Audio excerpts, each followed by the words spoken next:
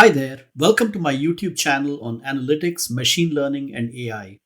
In this playlist, I will cover various aspects of Azure Data Factory, not only conceptually, but also through hands on examples. What exactly is Azure Data Factory? As per Microsoft's definition, Azure Data Factory is a managed service in the cloud for scale out serverless data integration, data transformation, and orchestration.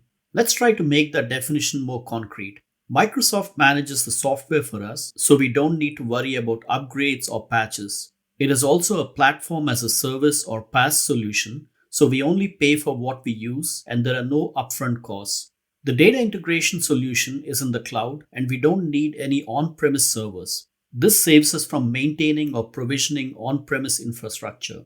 The solution can scale up or down both the compute and storage resources as needed. For example, we can scale up the compute if we need more power for our data processing. Thank you for watching my YouTube channel. We will cover a lot more in future videos. Please check the resources section below to see the links and resources available for this video. If you like my channel, please subscribe to it and don't forget to hit the like button. See you in the next episode.